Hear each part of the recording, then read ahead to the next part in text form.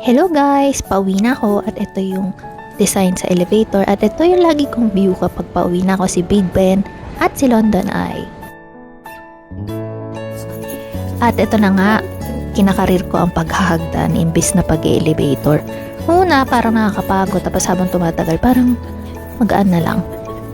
So ayan, pauwi na ako.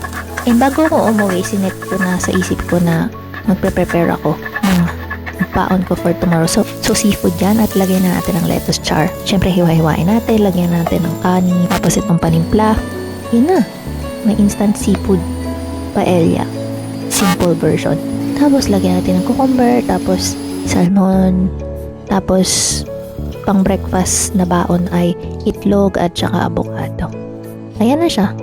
Char!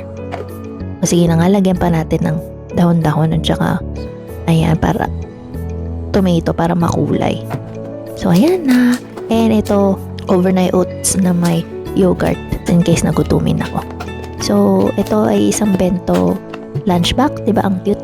So ayan, ilalagay ko na sa ref para bukas may baon na ako. And ayan, di ko na siya kailangang ihanda bukas. Dadalhin ko na. At ayan, naglaban na rin ako. Yun.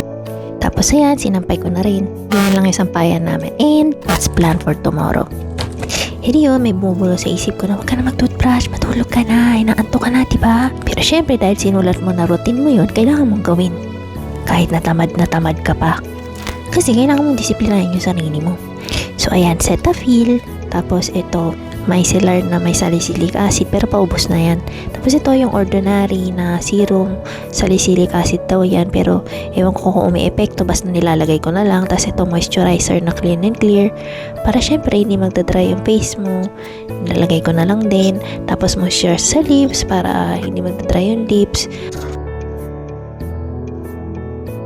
So ito pa nga, tinatamad pa akong mag-exercise. Pero dahil nga sinet natin sa schedule na kailangan natin gawin yan, kailangan natin gawin kahit pagod na tayo. Kahit hindi pa natin makita kung ano yung resulta, go lang. At ito ang pinaka-importante sa lahat. Gratitude to God through Jesus. Kung hindi pa kayo sanay na gawin to, una 3 muna, tapos magiging 5, araw-araw. Kasi ang nangyayari, the more na kung saan tayo nagpo-focus, yun ang dumadami. Focus on the blessings. Hindi mo mamamalayan yan ang dumadami. See you on my next vlog!